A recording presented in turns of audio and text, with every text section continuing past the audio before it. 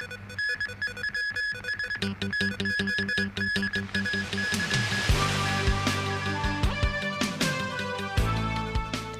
Jong-un's on board a train on his way to Vietnam for a second summit with Donald Trump.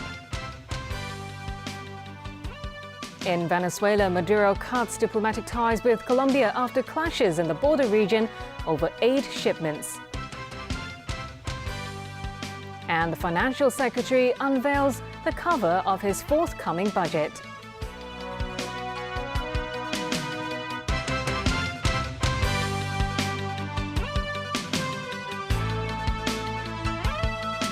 Good evening. State media confirmed today that North Korean leader Kim Jong-un is on his way to Vietnam for his second summit with US President Donald Trump this Wednesday and Thursday. All eyes will be on whether the two men can make any progress towards the declared goal of denuclearization on the Korean peninsula. All aboard the Special Express to Hanoi. North Korean state media devoted its coverage today to leader Kim Jong-un on his journey to the Vietnamese capital, where he'll meet US President Donald Trump for a second summit. TV footage and photos by the North state-run news agency showed Kim inspecting a guard of honor at the station before waving from the train. Reports say that Kim departed sometime on Saturday and reached the Chinese border city of Dandong at around 9 p.m. yesterday evening. He's expected to take at least 2 days by rail through China and into Vietnam. Kim is accompanied to Vietnam by Kim Yong-chol, who's been a key negotiator in talks with the US, and Kim Yo-jong, the leader's sister. The Trump-Kim meeting is slated for Wednesday and Thursday in Hanoi. Their first summit last June in Singapore ended without substantial agreement on the North's nuclear disarmament.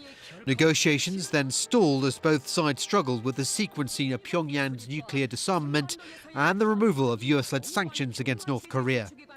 In his upcoming meeting with Trump, experts say Kim will seek a US commitment for improved bilateral relations and partial sanctions relief, while trying to minimize concessions on his nuclear facilities and weapons. Meanwhile, Hanoi has been gearing up for the summit with beefed-up security. Officials say the government guest house in central Hanoi is expected to be the venue for the Trump-Kim meeting, with the nearby Metropole Hotel as a backup. Streets around the two places have been beautified with flowers and the flags of North Korea, the US and Vietnam. Venezuela's President Nicolas Maduro has given Colombian diplomats 24 hours to leave the country. The edict comes after President Ivan Duque backed Venezuela's opposition leader Juan Guaido in his effort to bring humanitarian aid over the border. Peter Corvallis tells us more. Civilians calling for the acceptance of aid supplies clashed with troops near the border with Colombia. The Venezuelan military fired tear gas upon the protesters. Scores of people were injured in the chaos. The tense situation turned more dramatic when one cargo truck full of supplies caught fire. This person says they want the violence to end and blamed President Nicolas Maduro for the lack of food in the country. Venezuela's opposition leader, Juan Guaido, initiated efforts to move humanitarian aid into the country. He reiterated his call for Venezuelan border troops to accept the shipment and defect from Maduro's administration. He also promised amnesty to any troops who turned on Maduro.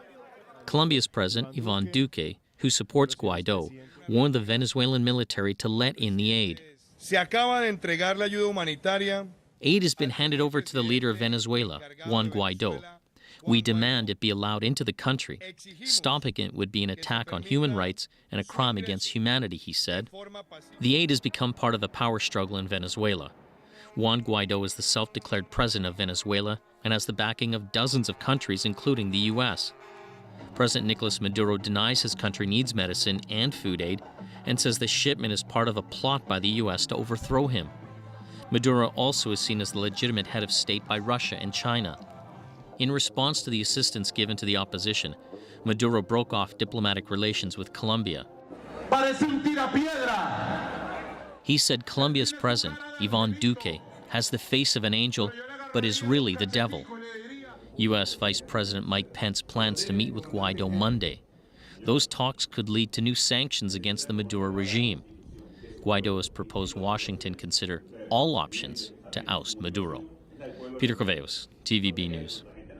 In Europe, thousands marched across France in the 15th straight weekend of yellow vest demonstrations over government policies. More than 24 people were arrested on Saturday as scuffles broke out between protesters and police. The rallies began in November to protest against fuel tax hikes and the high cost of living, but has now swelled into a broader movement against President Emmanuel Macron and his pro-business reforms. Macron tried to ease tensions by rolling back the fuel tax hike, increasing the minimum wage, and holding forums to listen to public demands. While the arrest was taking place, the French president attended an agricultural trade show in Paris where he promised to protect farming standards threatened by foreign trade practices. Here in Hong Kong, with the annual budget announcement coming up in 3 days, the Financial Secretary revealed the colour for the upcoming budget speech. Meanwhile, various groups made their last appeals for more social welfare spending. Haley Zhou reports. Everyone should get a slice of prosperity. Ahead of the upcoming budget speech, different groups expressed their concerns over the city's wealth gap, which is getting more visible. Outside the government headquarters, a concern group called for more spending on housing, healthcare and poverty alleviation. Their demands include a 1-month rent waiver for public housing tenants and an increase in the amount of healthcare vouchers for senior citizens to $3,000 each. Another group, the League of Social Democrats, also asked for better allocation of public money. They demanded more funding for public hospitals and public transport subsidies, as well as an overhaul of the tax system to systematically improve the people's livelihood. Meanwhile, Financial Secretary Paul Chan revealed in his blog post the color for the cover of the upcoming budget speech will be light green. Chan explained it symbolizes that Hong Kong is like soil full of vitality, but still requires cultivating for harvest. Last year, a more vibrant color was adopted to display a positive global economy outlook, he said. Chan says the outlook for the coming year is uncertain and that 2019 will be a critical time of risks and opportunities. Haley Zhou, TVB News. Mainland and Hong Kong residents may soon be able to invest in wealth management products in each other's markets. Secretary for Financial Services and the Treasury, James Lau, says local and mainland authorities are discussing the details and it's hoped the talks will come to fruition by 2022. Christy Leung reports. The recently announced outline developments plan for the Guangdong-Hong Kong-Macau Greater Bay Area suggests enhancing Hong Kong's status as an international financial hub. One way to achieve that is to promote mutual access to the financial markets of Hong Kong and the mainland. Speaking to TVB News, Secretary for Financial Services and Treasury James Lau said the details of expanding the scope of cross-boundary investments may be ironed out by 2022. That would actually allow the two-way investment by mainland investors or Hong Kong international investors in the respective financial products under the wealth management products. He disagreed that tapping into the Greater Bay Area's markets will erode Hong Kong's distinct identity. Rather than us losing our identity, I think will become even more important than before.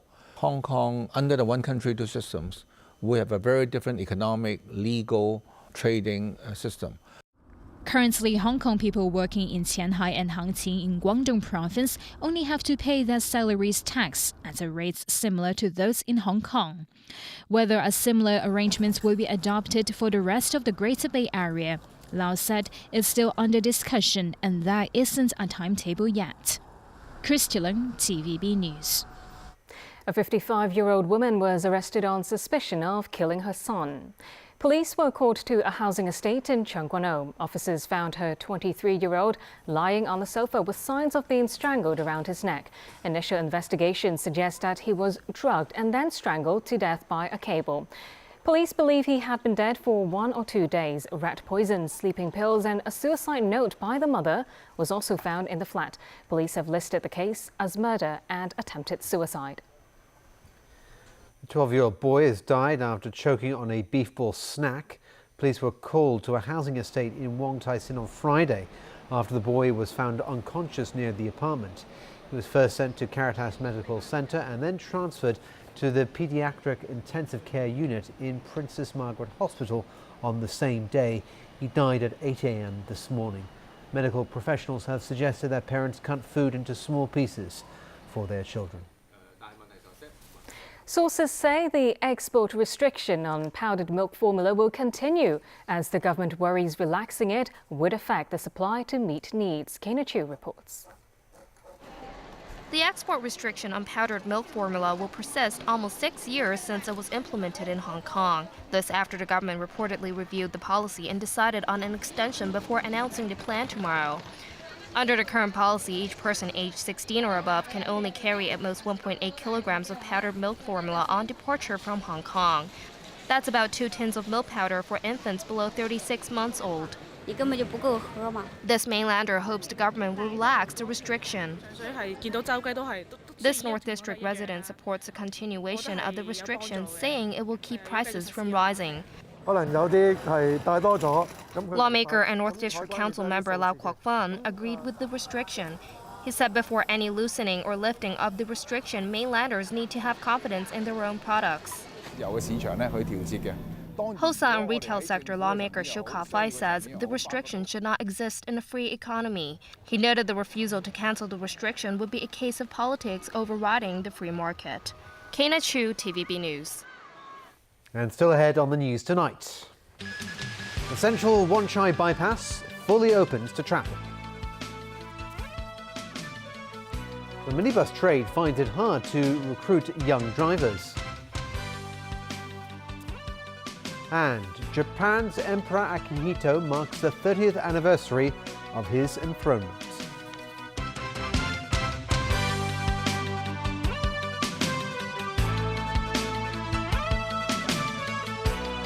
This year's Best Picture nominees are Black Panther, Black Klansman, Bohemian Rhapsody, The Favourite, Green Book, Roma, A Star is Born, and Vice. Catch the Oscars Monday live on Pearl, the exclusive broadcaster in Hong Kong. In the south of France, Carcassonne Castle has seen many conquests. With each regime change, its new human and animal inhabitants changed the landscape and found ways to adapt. Tuesday, Oriental Watch Company Spectacular Tuesday presents Wild Castles at 9:35 on Pearl. 有啲嘢可以放低一時，但好難放低一世。富衛相信退休之後，你可以更盡情去做你一直想做嘅自己。我哋會為你度身訂造退休3大範疇，結合儲蓄、保障、傳承，全方位支持你退休任我行。FWD 富衛保險。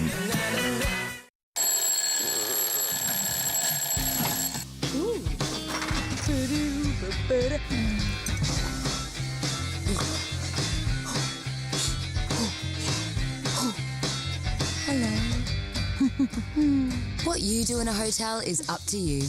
To find your ideal one, just use Trivago. Simply type in what you want in your hotel and Trivago will help you find it. It's that easy. Hotel Trivago. Carbs are really hard to avoid. They're in almost all cheap food and junk food. Carbs, they are right at the heart of our diet. Are they really a killer as claimed by many? That's 20 sugar cube equivalents. You have to be careful about what you're putting in your mouth. Wednesday, the truth about carbs at 8:30 on Pearl's Wellbeing. There's still hope. Hope is painful. It's the most aggressive form of brain cancer. Aaron, you can't stop fighting. I'm dying. John, you have to accept. No, I don't. Stop! I don't want to think about dying. I have a lot to learn from you. I love you. I love you too. Thursday, The Good Doctor, the season finale at 10:40 on Pearl.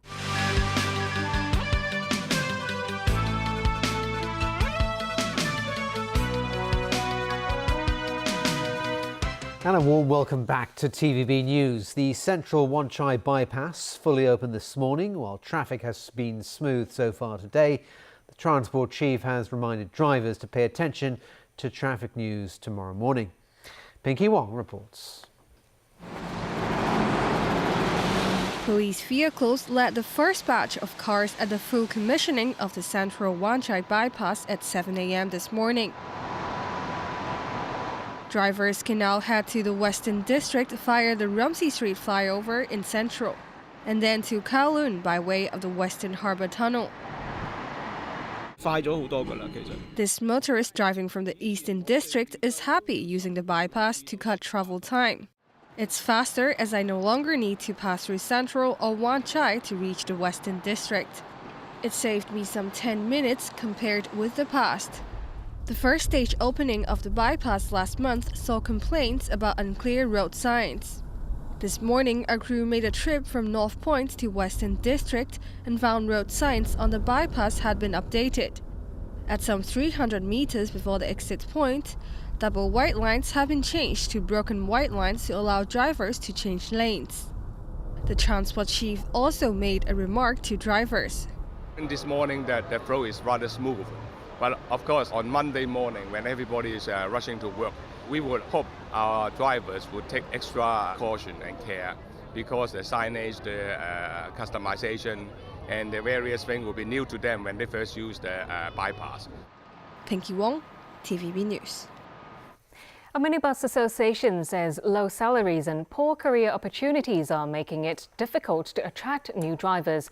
The association estimates that half of the city's minibus drivers are aged over 65. Kina Chiu has more.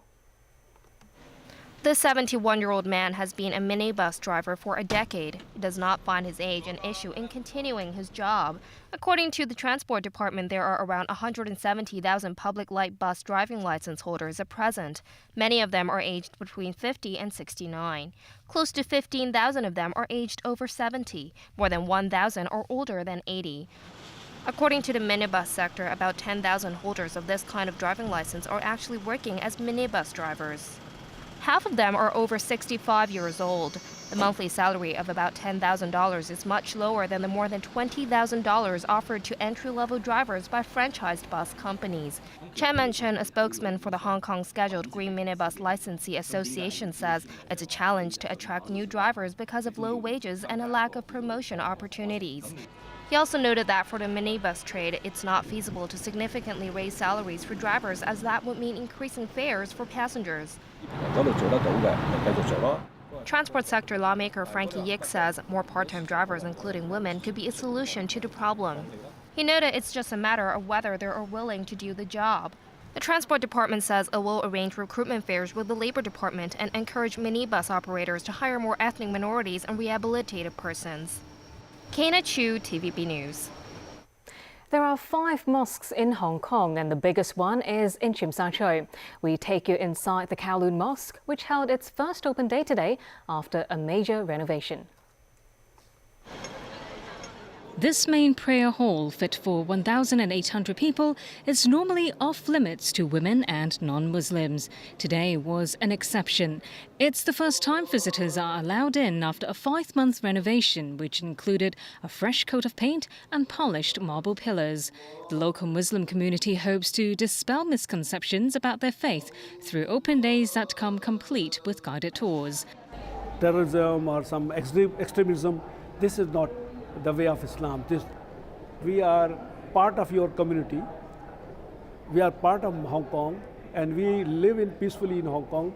Volunteers offered more than just Islamic teachings, but also Arabic calligraphy and halal food. A bit of fun also for those who want to try on Arabic costumes or hijab just for a few pictures. Some took the opportunity to learn the Islamic way of life for an estimated 300,000 Muslims in Hong Kong. Actually, I think it's peace, and also the bonding is very strong. Everyone will join together, no matter you are rich or poor. Before I came here, I think it's so secret. I can't imagine what they are and what they are going on. And actually, I saw some nice people here.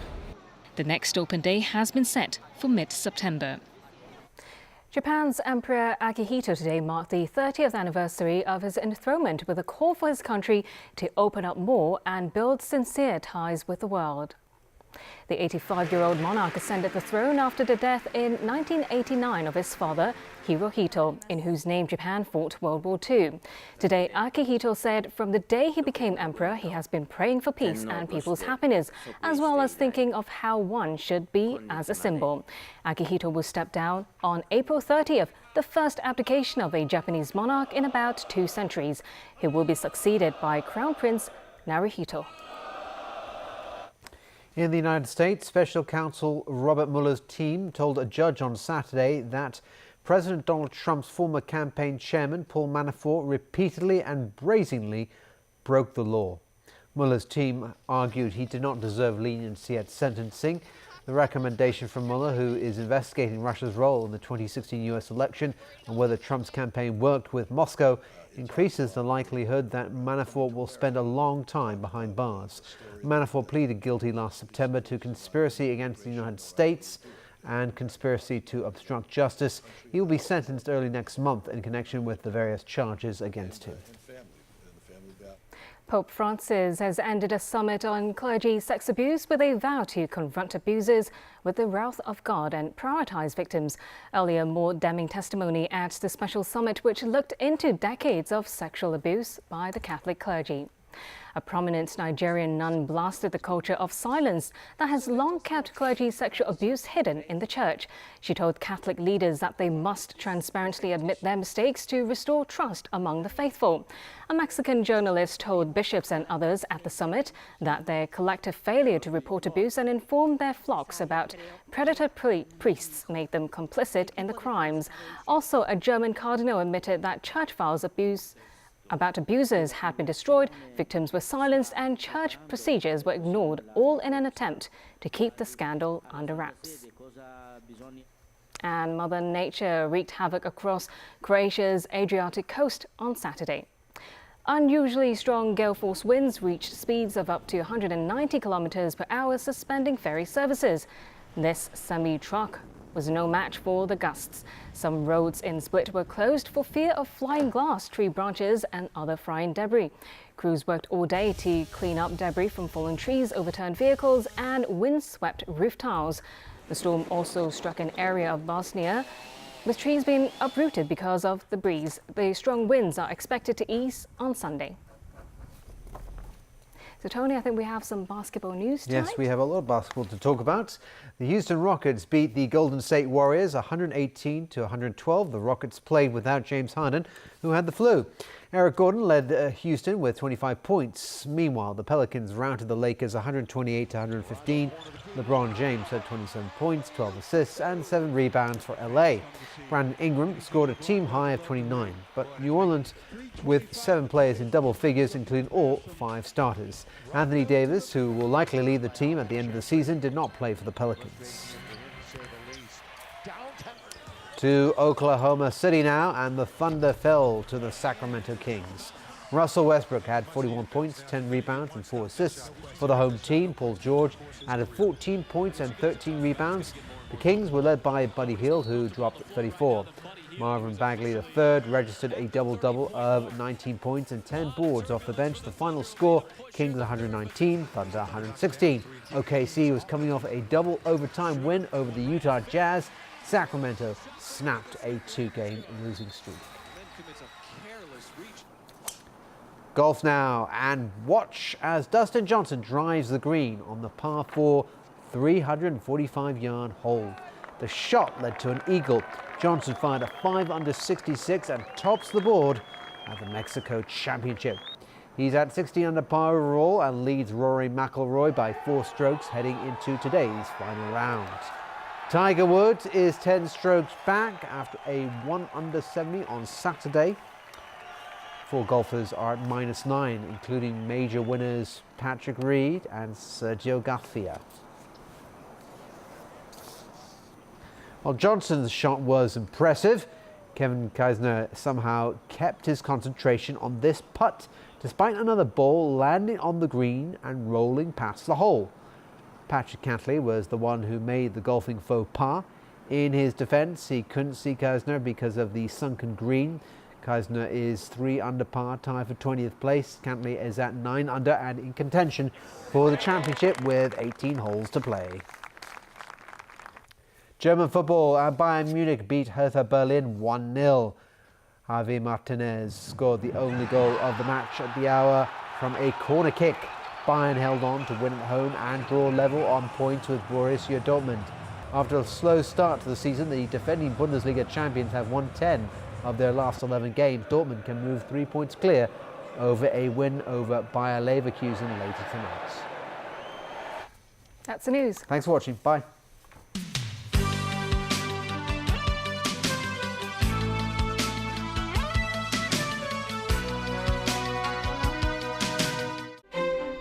A career detour leads 2 young entrepreneurs into parts unknown, and they want to take you with them. And back in business, 40-something housewives re-entering the South Korean workforce. Monday night, Pearl Magazine at 6:30 on Pearl. We're learning so fast. People today. This can be a viable way in the future to grow. We're trying to discover things.